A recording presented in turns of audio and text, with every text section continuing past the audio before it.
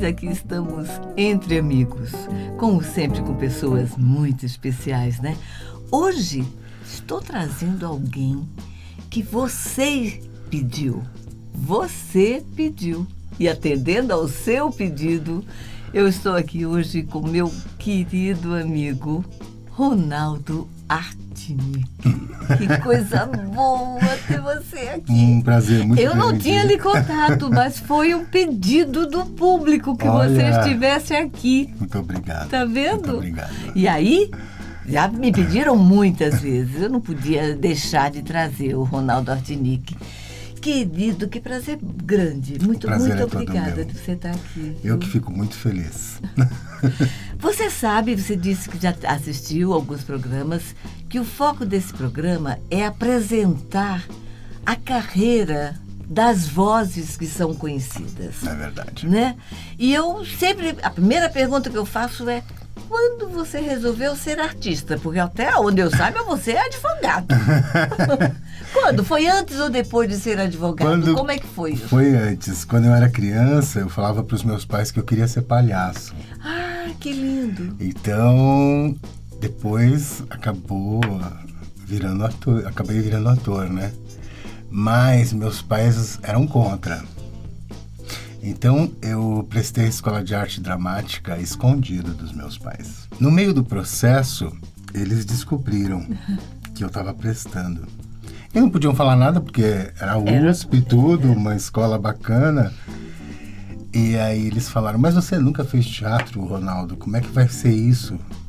Você já passou em 2 fases do vestibular. Eu falei assim: aí agora é a fase da pizza. Você tinha que subir no palco e representar uma cena, né? Escolher dentre as peças que eles selecionavam e representar. Mas quem que vai te ensaiar? Não tem ninguém para me ensaiar. Não conheço ninguém de teatro.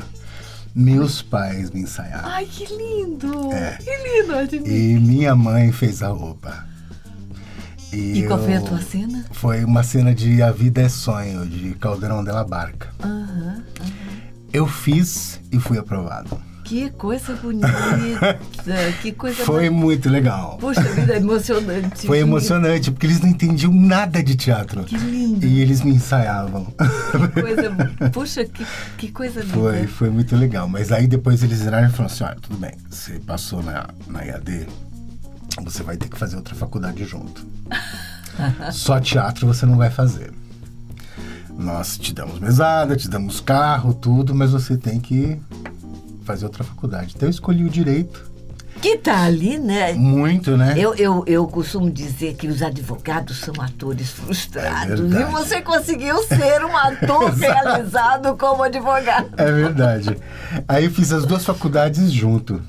Que coisa. Nossa, que puxado, foi hein? Foi puxado. Porque a EAD é puxada. E direito nem se fala. A EAD era de noite e o direito de manhã, né? E o meu pai falava: você não pode pegar DP. Se você pegar DP... Eu tiro a EAD de você. Claro. Então eu fiz as 2. Não reclamei muito e hoje agradeço, né? Com certeza. Porque o fato de você ter uma outra profissão é bom. E aprendi muito no direito também, né?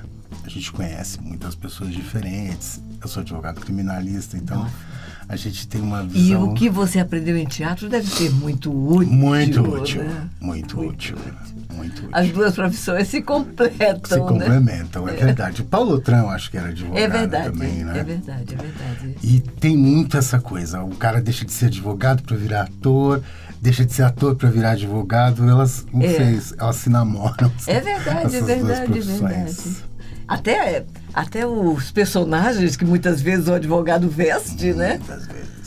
Muitas vezes. Principalmente no tribunal do júri. É um teatro, né? É um teatro aquilo, né? Aquela beca. Hoje não usam mais peruca, mas até bem pouco tempo ainda usavam. É verdade. Né? E você precisa ter toda aquela oratória, né? Ser convincente. Saber usar a palavra, né? Ser criativo no que diz. Criativo nas estratégias de... Na agilidade na resposta. Muito. Né? Que legal. E, bom, aí então vamos para a EAD, que é o que me interessa. É verdade. Vamos para a Escola de Arte Dramática da USP, onde você começou a sua formação como ator sem nunca ter feito nada. Comecei. Que coisa maravilhosa isso.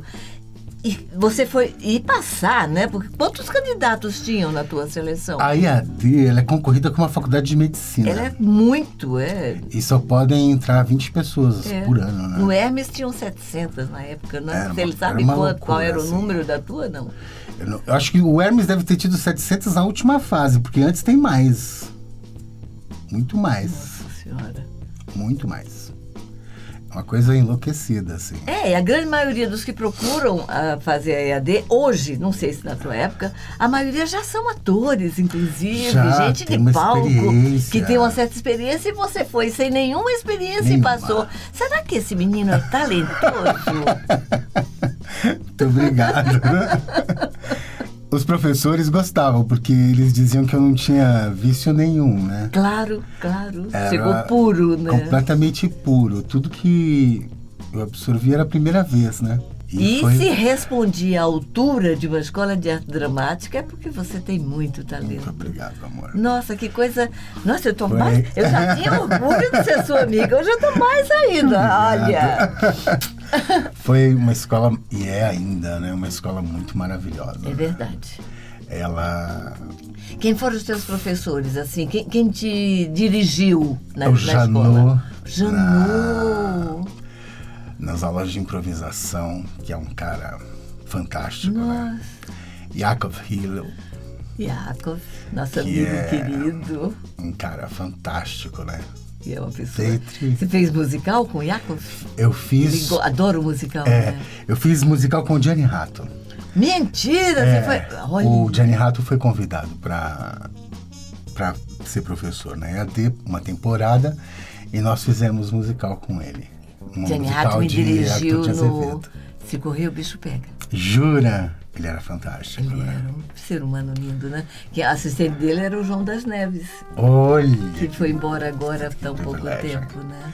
Do Teatro Opinião, não era? Exatamente. Grupo Opinião do Rio de Janeiro. Era fantástica. A EAD, eu acho que ela é vital para um ator. Nossa, né? Janot, Gianni Ratto e Yakov. Milene Pacheco. Milene Pacheco. Como é que era? Bampalalão, capitão. Era super severa. Muito brava. Tínhamos aula de português. Tínhamos que aprender. Nossa, português? Pra que um ator precisa saber que hoje português? Em dia é uma lástima, né? As pessoas não sabem ler. Não sabem ler, não falam de qualquer jeito. E se você aplica um português não um rebuscado, um português correto, você é chato, careta. É verdade. Nossa, é verdade. Eu cheguei a perder personagem por causa disso, sabia? Porque eu usei um pronome oblíquo e o diretor disse que aquilo não se usava mais.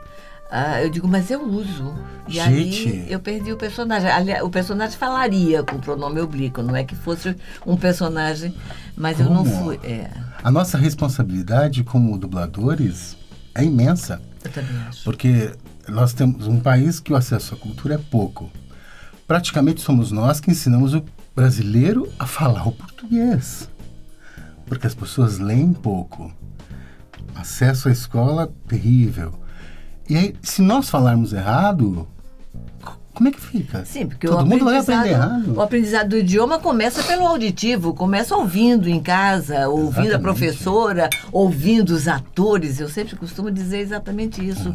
Nós somos mestres, né? A nossa responsabilidade é muito grande. Muito grande. Vai dublar, tem que ter um português correto. Eu não sabia que a Escola de Arte Dramática tinha aulas de português. Você tinha prova de conjugação de verbos. Uau! E se você não fosse bem, era reprovado. Como é que ia fazer um clássico se não sabia falar nem o português? Muito legal. Né? aula de mitologia. Você ainda teve estilo no teu tempo?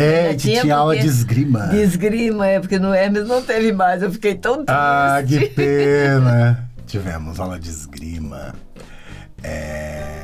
Olha, mitologia grega. Com certeza. Então, eu acho que é importante o ator ter essa formação. Tem que ter cultura, né? Tem que ter cultura, tem que ler, tem que saber um bom português. Que hoje em dia é muito deixado de lado isso tudo. É verdade. Ficou tudo muito... assim tá bom, assim tá bom. Tá bom, Tá bom assim, não precisa de fazer faculdade de teatro não, tá bom. Como assim? É verdade. Mas quando você saiu, qual foi a prova final da EAD? Qual foi a tua peça final? A minha peça final foi também com o Gianni Rato. Nós fizemos Moros e Seu Carrasco. E foi a peça final. Depois você foi para o teatro? Foi para a televisão? Qual foi o teu caminho depois da EAD? Tentei televisão, fiz... Você fez algumas coisas na fiz TV, umas que coisas eu me lembro. na TV Globo, mas muito difícil você entrar lá, né? Sempre fazia pontas. Era extremamente bem tratado. Em São Paulo, né? Eles gravam no Rio e aí fica caro. Sempre fui extremamente bem tratado por eles. São pessoas excelentes, super bons profissionais. Tratam a gente com muita educação, muito Eu respeito. vi uma cena tua outro dia, eu não sei se foi no Facebook, alguém postou alguma coisa. Uma cena que eu fiz achei com a Regina. Em celebridade, não foi? Foi uma cena que eu fiz em celebridade com essa menina que faz a novela das 9 aí, a Débora Seco. Eu vi uma cena interessante. É muito legal. Mas a nossa possibilidade de fazer TV é pouca. Né? Pela distância, né? Porque nós somos atores caros para eles lá, muito né? caros. Ou a gente banca a ida e a presença no Rio, ou não vamos fazer nada. Fica o máximo difícil que fazemos eles. Pontinhas mesmo, né? Uma pena, porque aqui em São Paulo existem atores maravilhosos. Com certeza. Que poderiam fazer televisão de uma forma muito bacana. Tem alguns paulistas que estão lá, mas... que conseguem. Gente que foi para lá com teatro e ficou e conseguiu... Exato. Espaço, né? Pra gente que não mudou, para lá é mais desafiante mesmo. Aí consegui algumas coisas no cinema. O que você fez? Fiz um filme muito bonito, um filme brasileiro muito bonito chamado Tapete Vermelho. Direção? O Gal, direção do Gal. E um filme extremamente bonito. Se vocês puderem assistir, tem na internet, é só digitar. Mazzaropi? Aqui só tem lançamento. Filme novo. Velharia lá no cinema da igreja, no domingo de tarde. Mas esse mês não vai ter, não. O projetor quebrou. Deixa eu esperar lá dentro, pai. Vem que é o meu cinema. Não pode. Tem que comprar ingresso antes. A gente vai abrir já já. É um filme que foi até veicular, não sei se ainda muito nas escolas, porque ele fala muito do folclore brasileiro. Olha que bonito. Muitas histórias do nosso folclore. E é um filme belíssimo, com o Matheus Nachtergaele. Mas também o cinema tem isso, né? Também é difícil você entrar. Você não sabe o nosso mercado muito bem onde acontece, né? É verdade. E aí me surpreendi. Por quê? Para gravar esse filme, fomos gravar em Paulínia, que é uma cidade pertinho de Campinas e que virou um polo de cinema. É verdade. Tem um festival de cinema lá todos os anos. Tem diversos estúdios, galpões construídos. Uma coisa maravilhosa. Uma cidade criada para isso, quase. Uma cidade que foi criada para o cinema. É a cidade cinematográfica brasileira. Ela se transformou por causa do cinema. E é tudo de primeira. Mas eu não sei, eu acho que era, viu? Parece que eu ouvi há pouco tempo que houve alguma mudança política, essas coisas. Assim, muda secretário, muda governo, e aí cai a verba. Uma pena. Sabe, essas coisas. Eu acho que, eu não sei, tomara que eu esteja com a informação errada. Tomara. Porque eu sempre ouvi falar coisas magníficas e trabalhos maravilhosos lá. Era muito, muito, muito legal. Estava crescendo na época que eu fiz esse filme, já faz mais de 10 anos. Nós, inclusive, chegamos a ser convidados para ir lá para dar aula para os atores de dublagem, para os atores se dublarem. Olha que legal. Né? Nós chegamos a... Mas alguma coisa aconteceu no meio do caminho que nós não fechamos isso, porque a maioria dos atores desconhecem a dublagem e muitas vezes precisam se dublar no filme que fazem. É verdade. Né? Porque o filme, raramente o som direto é aproveitado. É verdade. Né? Com qualidade. E aí o ator sofre muito, né? Ou joga fora o seu trabalho. Nossa, sofre demais. Ou, né? Às vezes tem um trabalho lindo de ator e quando vai se dublar, como foi o caso até mesmo da Alice Braga, né? Que teve uma menina brilhante, uma atriz maravilhosa. Mas que na hora de dublar... Na hora de dublar... Sentiu dificuldade, né? Foi bem desafiante para ela. Mas acontece com muitos atores, até atores famosos de novela. Quando vão dublar, eles sentem uma extrema dificuldade. Com certeza, é muito desafiante. E alguns assumem e falam assim, olha, desculpa, eu não sei fazer isso, não consigo. Mas pode aprender, né?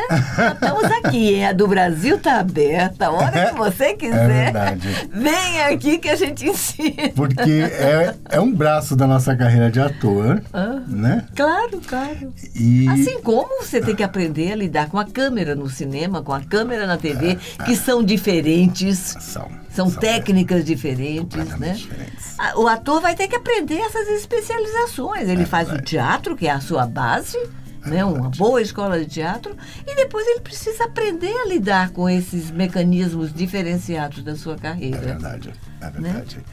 E quando é que você caiu na dublagem? Então, você fez teatro depois da EAD? Não, daí começou foi pra televisão e aí difícil. você foi chamado. Fui ficando na dentro dublagem, da EAD, né? você foi sugado. Fui foi sugado. isso? O que aconteceu? Conta pra gente. O senhor Michael Stoll, que era o dono da Alamo, ele, uma ocasião, foi para a Escola de Arte Dramática para pedir alguns atores para fazer teste, para ver qual teria a possibilidade de tornar-se um dia dublador. Provavelmente em alguma crise do mercado de dublagem. Exato. Em alguma greve que a classe parou. Alguma coisa. E fomos lá, alguns atores, para fazer o teste na Alamo. E eu fui selecionado para ficar. Na época não existiam cursos de dublagem, né? Não. Nosso curso era ficar sentadinho. Assistindo. Aprendendo com os erros dos outros. Tinha que ficar quietinho, não podia perturbar muito. E de vez em quando chamavam a gente para falar um oi, para fazer uma... Sim, senhor. Sim, senhor. Uma coisinha bem pequenininha.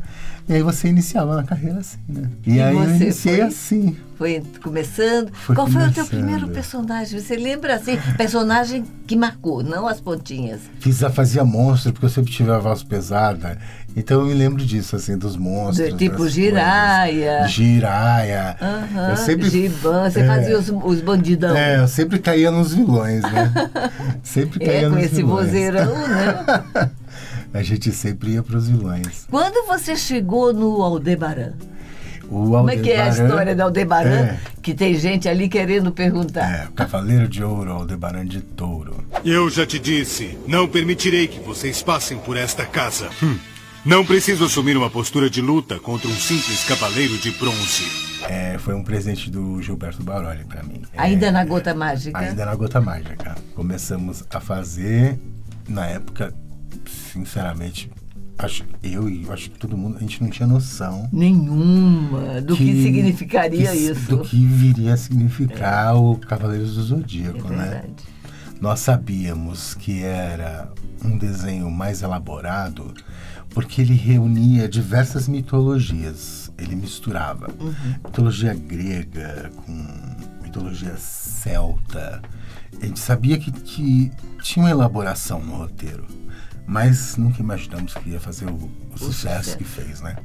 E foi na dublagem, eu tenho 30 anos de dublagem, foi a personagem mais significativa que eu tive, né? Em relação ao público, né? Em relação com a público. Resposta de público. Porque você teve outros personagens que talvez o público não tenha associado, né? Verdade. Porque os fãs do CDZ são muito fortes, muito poderosos, né? O público sempre associa ao CDZ e ao fato de eu ter sido a voz da Alamo, né?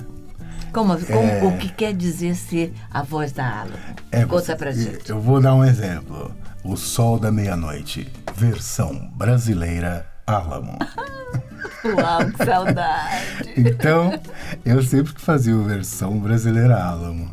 Tanto que eu digo, a Alamo não morreu completamente, ela estava viva aqui na minha garganta. Com certeza, ela está viva porque, aliás, os estúdios desta época, a Alamo ficou muito mais tempo, mas cada um daqueles estúdios, Master Sound, AIC, BKS, que ainda está aí, né, trabalhando muito, cada um tem uma história e quem passou por esses estúdios tem uma história ali dentro, né? Alguma coisa aconteceu, algum personagem. A gente não esquece, né? É verdade. E a Alamo era uma referência bonita, era uma empresa bonita, tudo funcionava muito bem, éramos bem tratados. Muito inglesa, né? Tudo inglesa, correto. O Sr. Né? Michael ali, né? Tudo que muito era correto. Um cara muito bacana, mesmo quando ele discordava da gente e ia com posição completamente contrária à nossa, ele era um cara que ele gostava dos dubladores. Ele gostava. Ele gostava da dublagem, ele tinha amor pela profissão e por nós. Então a gente brigava, discutia tudo, daí ele descia para bater papo com a gente, para conversar, porque o amor era maior do que as rivalidades. E olha, seu Michael, inclusive, quando eu estava, você sabe que eu fui diretora do Sindicato dos Artistas 5 anos, ninguém me queria por perto. E seu Michael me convidou nessa época para dirigir na Alamo. Você vê? Né? E era bacana, né? É verdade, foi uma época bem interessante. Na Alamo a gente tinha uma figura linda, não sei se você lembra, o Capitão. Um capitão muito O legal. Capitão Matheus beijo, Rodak, Capitão. beijo, querido. Poucas pessoas sabem o nome dele, que a gente só chamava ele de Capitão, porque ele tinha sido capitão da torcida uniformizada do Palmeiras. Por isso a gente conhecia ele como Capitão. É verdade. E quando ele ligava para passar uma escala, que convite gostoso. Nossa, era não. maravilhoso. Oi, querido, oi, querida. Tem uma coisa aqui para você. Era muito legal. É uma pessoa inesquecível, né? Inesquecível. Sabe o que é? Nós, na dublagem, nós somos uma grande família, né? Porque a dublagem é composta por pouquíssimos profissionais. O que é uma pena, né? Se você for comparar com as outras áreas, profissões, somos pouquíssimos. Então a gente tem uma relação que é muito familiar. Uns com os outros. O que é bom e o que é ruim, porque quando a gente briga também é que nem família. Aquela super briga, né? Na verdade, assim, é familiar, mas é um familiar engraçado, porque poucos de nós sabemos a história do outro. Nossos encontros são muito rápidos, Muito né? rápidos. Por isso eu trago esse Entre Amigos. Eu acho que ele vem exatamente nos fazer mostrar para os nossos amigos da dublagem quem somos nós. Como é que nós chegamos aqui? Né? É verdade. Você não chegou por acaso. Você chegou porque você tem talento, porque você foi buscado, foi abduzido da Escola de Arte Dramática, né? Você estava fazendo o seu trabalho como ator e não chegou por acaso. Não foi pelos seus belos olhos, apesar deles serem lindos, né? Mas foi pelo teu talento, e esta é a porta de entrada. Tem que ser assim, né? Eu acho que, principalmente assim, a porta de entrada pelo teatro. Estudar, né? Você ser uma pessoa de teatro, eu acho que isso faz toda a diferença. Faz com que você seja um ator que tenha conteúdo, que tenha substância, sabe? Sem o teatro, sem o estudo do teatro, da literatura dramática, você fica um ator completamente esvaziado. Você fica um ator raso. Como é que você vai interpretar os maiores atores do mundo que estão na tela? Como? Se você não tem aquele conhecimento. Você hoje também é diretor de dublagem. Sou. Como diretor de dublagem, mudou o teu olhar sobre a dublagem? Muda, né? Muda porque você tem que ficar mais atento, mais sensível. Você tem que ser muitas vezes um psicólogo. Porque cada um entra num estúdio de um jeito, né? E com um problema, e você tem que domar isso tudo, fazer a pessoa ter a tranquilidade para poder dublar. Mas como diretor, hoje em dia, eu sinto muito a falta desse ator preocupado com o teatro. Desse ator que preocupa, assim, em estudar, em saber quem são os teóricos do teatro. Quem é Konstantin Stanislavski? O que ele significou? O que ele significa? Quem é aquela pessoa? Quem é aquela outra? Eu sinto muitas vezes. Porque, na verdade, quando você fala isso, o que você sente falta é do conhecimento disto, porque o ator, quando vem para o microfone, ele não precisa fazer um TCC sobre Stanislavski, mas se ele tiver conhecido, ele vai fazer o seu trabalho de ator da forma mais rica e plena. E fica completamente diferente. Não é? Quando é um ator... Não é um imitador. Não. As pessoas, às vezes, dizem assim pra gente, né? O Artnik, imita aí o Aldebaran. Exato. Não há uma imitação. Não existe. Né? Foi uma criação tua. O criar... Na dublagem, a gente tem essa questão do criar. Nem sempre você cria uma coisa nova, mas você precisa ter o talento da criação para recriar o que está na tela. É verdade. Né? É verdade. Que é muito mais desafiante. É verdade. Às vezes você ser criador é fácil. É. Você libera todo o teu potencial, mas Exato. recriar aquilo que aquele ator fez lá Nossa, é muito difícil. é muito mais desafiante. E se você tiver esse conteúdo, se você tiver esse estudo anterior, Exatamente, é muito mais facilita fácil. muito. É muito mais fácil. É lógico que ali na hora de dublar, você não vai conscientemente Exatamente. usar todas essas teorias, tudo que você leu, todas as peças que você leu. Mas aquilo vai estar tão introjetado dentro de você, né? Que na hora que você for falar oi, é um outro oi. Na hora que vai fazer um Aldebaran, Eu acho que a força muito. e a energia daquele personagem, né? Onde estava, A né? emoção, né? Como você desenha? As pessoas às vezes perguntam, um ator tudo bem, mas um desenho, onde é que estava aquela voz do Aldebaran naquele desenho? Porque afinal de contas ele veio dublado em espanhol, né? Era uma outra história, era uma outra... Como você encontrou o teu Aldebaran? É uma coisa instintiva, é uma coisa de bater o olho e nascer? Como foi aquilo? A gente... É um trabalho coletivo, né, de parceria. O Baroli foi me ajudando também a construí-lo, né? Olha, eu acho que pode ser mais assim, pode ser mais assado. E você vai também experimentando, vendo o que funciona, polindo essa personagem, né? 25 anos, né? Mais de 25 anos. Eu acho que mais de 25. Mais de 25. E eles, os Cavaleiros do Zodíaco, eles são as personagens, o roteiro, ele fala muito sobre valores. É verdade. O valor da amizade verdadeira, o valor da honra, o valor da fidelidade. São, assim... Da amizade. Da amizade. Né? Institutos que hoje em dia a gente conhece ou que não estão muito na moda. Valores que foram... adormecidos pela nossa sociedade. Isso. Né? E esse desenho, ele fala abertamente, ou muitas vezes até inconscientemente, sobre isso.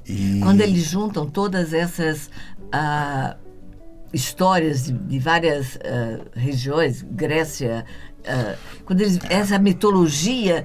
Porque a mitologia tem muito a ver com o arquétipo humano, né? Com o ser. E eles juntam tudo isso e mostram que tudo isso está aí no nascer do homem. É verdade. Né? E o público que gosta do CDZ, eu acho que gosta justamente disso. Porque ninguém mais fala sobre isso, é tudo tão raso. E nesse desenho, não. Esse desenho, ele tem esse conteúdo forte. Eu no começo eu não gostava muito, não. Achava que tinha sangue demais. Cada pancada era uma tela de sangue. Eu achava um pouco forte. Depois, quando eu comecei a dirigir o CDZ, eu comecei a me apaixonar, porque eu comecei a ver o texto, né? A ver a construção de cada um dos personagens. Eu comecei a ficar encantada com essa série, realmente, e comecei a entender a sede deste público, né? Eles são incríveis, não é à toa. não é por acaso que ele faz sucesso. É porque tem muito conteúdo, muito valor positivo incutido. É uma sede, né, que o público tem de receber isso, né? De receber isso, porque hoje em dia é tudo muito raso, né? Você teve algum outro personagem que te pegou assim? Não, porque o CDZ é uma série, então faz mais de 25 anos que você vive o Aldebaran. Mas você fez muitas outras coisas. Você lembra de algum outro personagem, algum outro filme? Um longa que pegou você, que fez... Nossa, aquilo eu gostei muito. Fiz uma vez pra TV Cultura uma série alemã que eram histórias infantis, contos de fada. Dos principais autores de contos de fada. E em cada capítulo eu fazia uma personagem diferente e fui conhecendo todas as histórias. Maravilhoso, né? Comprei os livros, fui lendo. E era narração? Não, personagem. Era um personagem. Eram personagens mesmo. Isso me marcou bastante. Porque era uma série, e ainda tem na TV Cultura. Se você pesquisar lá no Google, tudo tem essa série alemã de contos de fada. É sublime. Imagina quando eu tive sarampo. Eu não podia sair de casa, naquele tempo não tinha televisão. Eu sou diante da televisão. Eu tenho que confessar essas coisas, né? Mas aí meu pai me comprou, porque eu não podia ficar... Imagina uma criança, eu tinha o quê? Uns 8, 9 anos. Meu pai me comprou até hoje, eu tenho alguns deles ainda, 5 livros de contos franceses, chineses, russos, tchecos. Cara, eu tenho ainda, você acredita? Ai, que máximo. Assim, tá tudo meio, sabe, assim, mas eram tão lindos, tão maravilhosos. Para nós, é isso que a criança de hoje não tem. Ela não consegue, não tem essa leitura que desenvolvia a criatividade. Você entrega um brinquedo para a criança e ela faz assim. O que faz isso? Ele nem vai descobrir. Ele nem se movimenta para descobrir. É verdade. Né? Ou o que ele pode fazer com aquilo. Tem que estar pronto. Tem que estar pronto. Não, a leitura é tudo, né? Não é a viagem da imaginação. É fantástico. Nisso, você chegou a fazer rádio, não? Rádio teatro? Não Puxa, fiz. você poderia ter feito uma voz Nossa, dessa, né? Eu acho que teve no começo da carreira umas coisas. A gente teve algumas coisas, mas foi bem pouquinho, né? Deu vontade de fazer, né? Adoro rádio. Sou apaixonada. Uma coisa que eu tinha muita vontade de fazer era radionovela. Pois é, radionovela. Você nunca fez? Nunca fiz na vida. Olha, eu fiz aqui em São Paulo, sim. Direção do João Ângelo. Olha, que massa. O João, de vez em quando, montava aí uns grupos para fazer radionovela. Isso eu tenho muita vontade. Radionovela, para mim, é apaixonante. Podia não voltar a isso? Podia. E eu acho que para nós, atores, é fascinante, porque é um pouco desse caminho que eu digo que o ator faz, né? O ator sai do teatro, ele tem uma interpretação aberta, ampla, né? Esfuziante, né? E aí ele vem para a TV, ele faz uma coisa mais intimista, ele vem para o cinema, ele vem para uma coisa mais no olho, ele vem para a dublagem, ele vem para a voz, que é o rádio, né?